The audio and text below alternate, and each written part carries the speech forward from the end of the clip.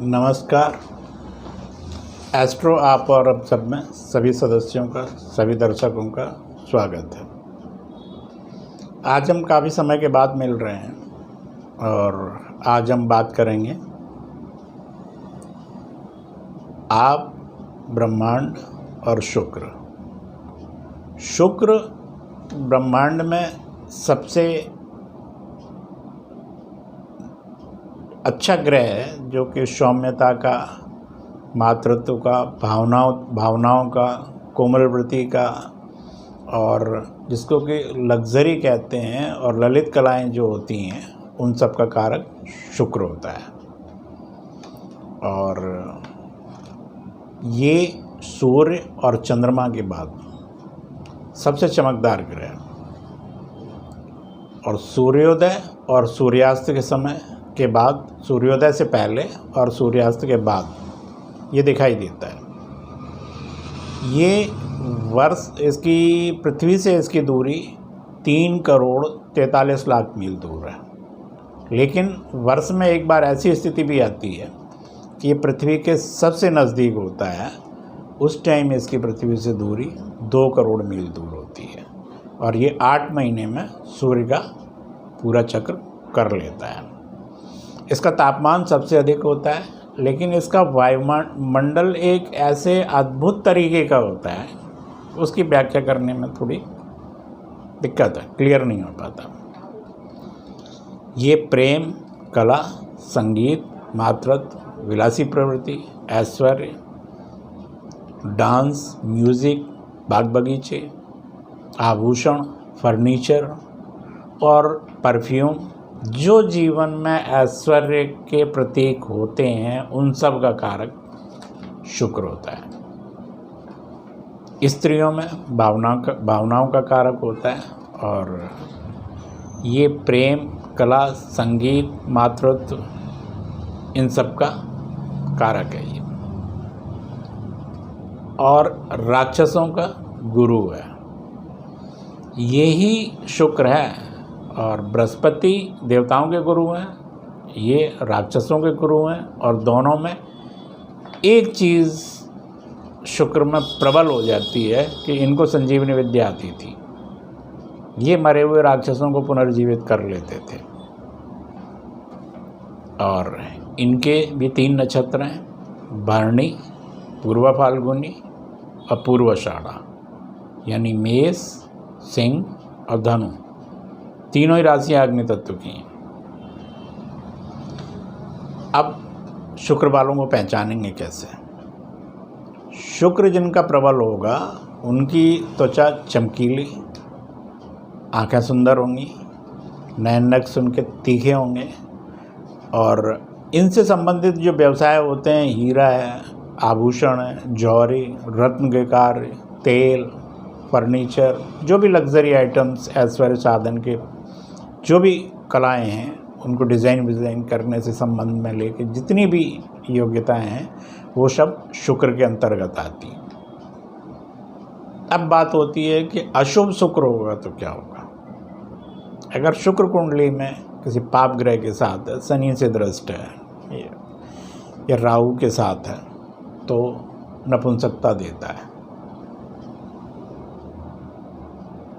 ये आँखों का रोगी बनाता है, चर्म रोगी होते हैं, मूत्र रोगी होते हैं, उनके दाम्पत्य जीवन खराब होते हैं, रूखा व्यवहार होता है उन लोगों का, आवाज़ अच्छी नहीं होती। ये सब खराब शुक्र के प्रतीक हैं। अब बात आती है कि वक्री होने पे क्या करेगी, क्योंकि ग्रह वक्री भी होते हैं। वक्री होने पे दाम्पत्य जीवन नष्ट हो जाएगा।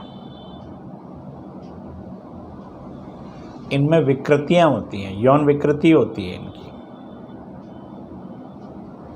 ये चिड़चिड़े होते हैं और बुद्धि से काम नहीं लेते। इनके अंदर जो एक प्रेजेंस ऑफ माइंड या एक जॉयनेस जिसको कहते हैं, वो इनके अंदर होती नहीं है। अब बात आती है कि ग्रहों के साथ इनकी युतियों से क्या संबंध बनते हैं। राहु शुक्र की युति हो तो ये लांछन लगवाता है। जिन लोगों पे चारित्रिक दोष मढ़े जाते हैं, शुक्र राहु उनमें बहुत कारक बनता है। सूर्य शुक्र की युति हो तो उसमें शुक्र के गुणों की क्षमता घट जाती है। संतान उत्पत्ति में या दाम्पत्य जीवन में ये भी अच्छा नहीं होता, क्योंकि सूर्य विच्छेदात्मक ग्रह है और 12 डिग्री के अगर अंदर हुआ तो उसके अंदर शुक्र की जो सौम्यता होती है और जो एक ऐश्वर्य क्षमता होती है वो कम हो जाती है। शुक्र बुध की युति ये सबसे अच्छी युति होती है। ये कलाकार बनाती है, संगीतकार बनाती है, सुंदर आवाज़ देती है ये। और जो लोग इन क्षेत्रों में, फिल्म लाइन में, ज्योतिष के क्षेत्रों में और जो कि कलाओं से जिनका संबंध होता है, उनमें शुक्र बुध की युति वाले बहुत सफल होते हैं। डिजिटल वर्क होते हैं, इलेक्ट्रॉनिक वर्क होते हैं, शुक्र और बुध की युति उनको बहुत सफल करती है। अब बात आती है शुक्र गुरु की। शुक्र गुरु की युति विरोध पैदा करती है, क्योंकि एक देवताओं का है, एक राक्षसों का है, तो इनमें तो विरोध हमेशा ही रहा है, इनका विरोध होता है। लेकिन ये लोग साधना में बहुत सफल होते हैं, इनकी चेतना बहुत विकसित होती है, आत्मिक साधना इनकी बहुत अच्छी होती है। शुक्र शनि की युति हो तो ये वामपंथी साधना को बताती है।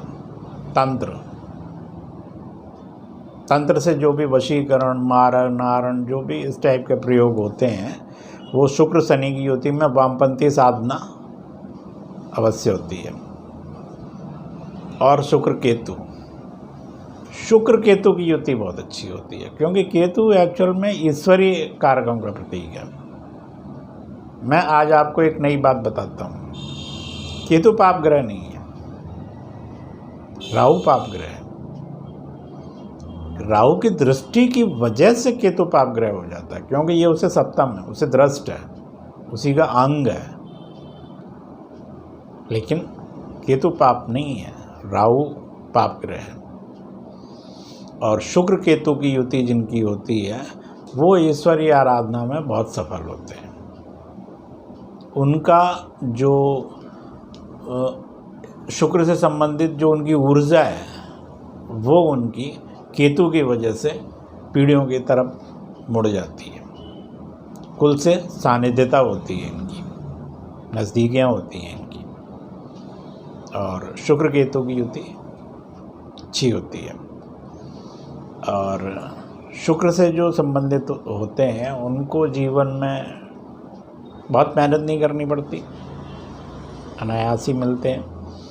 फिर ये किन राशियों में बैठे हैं, किन भावों में बैठे हैं, वो बहुत विवेचना का विषय हो जाता है। और उसके संबंध में तो जब आप मंत्रोटिका पढ़ेंगे तो आपको इन सब के बहुत रहस्य मिलेंगे। किन किन डिग्रियों पे हर स्थिति पे इनकी बदलती रहती है। और अगले वीडियो में हम फिर मिलेंगे। नमस्कार, धन्यवाद।